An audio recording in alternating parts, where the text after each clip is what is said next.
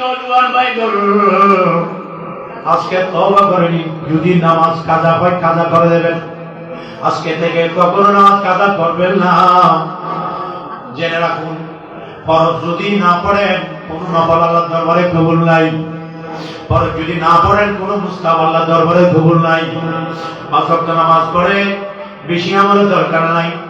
প্রত্যেক দিন প্রত্যেক রাতে শেষ ভাগে উঠে 2 রাকাত তাহাজ্জুদের নামাজ পড়ে আমার নবীর উপর দরুদ শরীফ পড়ে 2 চোখের পানি ছেড়ে দিয়ে আমার আল্লাহর কাছে দোয়া করবেন, মাবুদ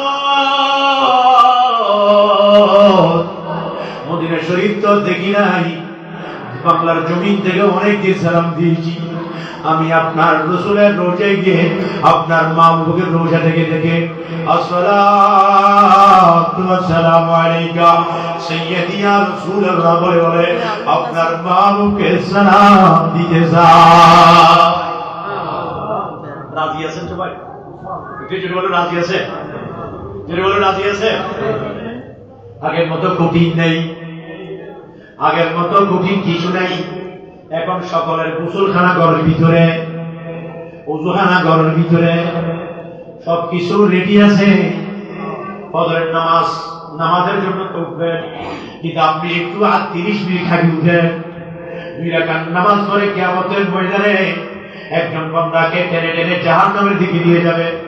আমার নবী বলবেন, এই থামো থামো থামো থামো, তোমরা আমার উম্মতকে কোথায় নিয়ে যাচ্ছ?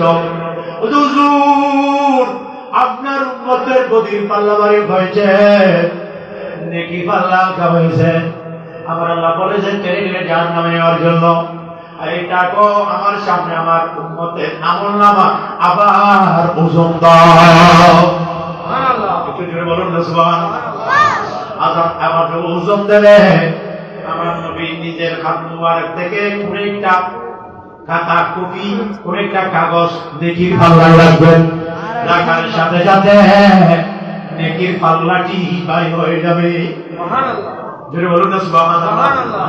রাসূলুল্লাহ একটা গুনামন ছিল, ওই আমল একদিন মাহফিলে বসে রাতের শেষ ভাগে 2 রাকাত নামাজ পড়ে আমি নবীর উপর একবার দরুদ শরীফ পড়েছিল।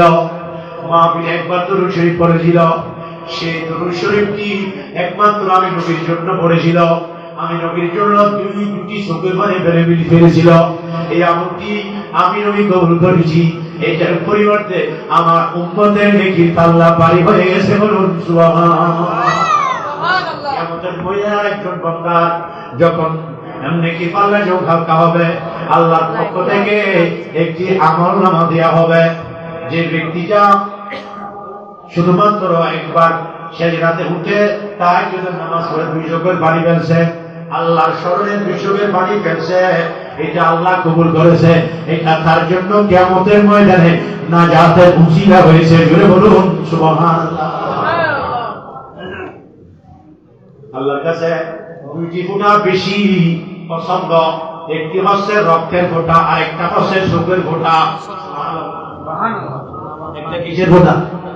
রক্তের ফোঁটা। রক্ত কোন রক্ত? শহীদ ওই মাঠে ইসলামকে উৎসর্গ করার জন্য নিজের সন্তুষ্টির জন্য যারা নিজের জান দিয়ে দিয়েছে, সেই রক্তটা আল্লাহর কাছে বেশি পছন্দ। বলুন না, ক্ষমতার জন্য নয়, দুনিয়ার বিলুমের জন্য নয়, নেতার জন্য নয়, নেত্রীর জন্য নয়, রাষ্ট্রীয় ক্ষমতা পাওয়ার জন্য নয়। আমার রাসূল বলতেছেন, হ্যাঁ, রাষ্ট্রীয় ক্ষমতা পাওয়ার জন্য, আল্লাহকে খুশি করার জন্য, কলমাকে উৎসর্গ করার জন্য যারা আল্লাহ দ্বীনের জন্য শহীদ হয়ে রক্ত দিয়েছে, সেই রক্তের ফোঁটা আল্লাহর কাছে বেশি দাম, বেশি দামি, বেশি মূল্যবান। আর শেষ রাত উঠে তাহাজ্জুদের নামাজ পড়ে 2 চোখের পানি ঢালা, এটাও আল্লাহর কাছে বেশি মূল্যবান। জোরে বলুন না সুবহানাল্লাহ। এজন্য সেই বলতেছেন, রওজা পে নিগাহি খো রহমত কি সদাই গো। আমার এই সন্তান আমার রাসূলের রোজায়, আমার রাসূলের রোজা থাকবে। আমার রাসূল রোজার ভিতর থেকে সিদ্দিক আকবরকে যেভাবে ডাক দিয়েছে, হ্যাঁ, উদুল হাবিব ইলাল হাবিব, হাবিবকে হাবিব সাথে লাগাই দাও, ফাইনাল হাবিবা মুশতাকুম ইলাল হাবিব। হাবিব তো দেখে আছে দরজা নিজে নিজে খুলে গেছে। আমরা কি চাই না আমার রাসূলের রোজা দেখে দেখে সালাম দেব, আর আমার নবী রোজার পিছন থেকে আমাকে আশিক বলে ডাক দেবে? জোরে বলুন না সুবহানাল্লাহ। আমরা চাই কি চাই না? এই ওয়াজগুলো কি কোনো বাতিল ঢাকাই করবে? তাদের মুখে আল্লাহ রাসূলের তারিফ বের হয়? হয় না। এই জন্য জান্নাত হচ্ছে সুন্নিদের জন্য। জোরে বলুন না সুবহানাল্লাহ। জান্নাত কার জন্য? সুন্নিদের জন্য। খেয়াল রাখবেন। রোজা বরগাহি हो रहमत की सदाई हो काशे आ जाए लम्हात मदीने में। ये बोलो ना सुभान अल्लाह। जोर पर है तो पावी डगमगाए नहीं आबी। আরে করম করতে বাবা নফসে তো শেষ করে দিয়েছি, অবাধ্য হয়েছি, জাহান্নামের দ্বার প্রান্তে চলে গেছি। তুফানে তো আমার নৌকাকে তো হাবুডাবু কাছে এখন তো ডুবে যাবে।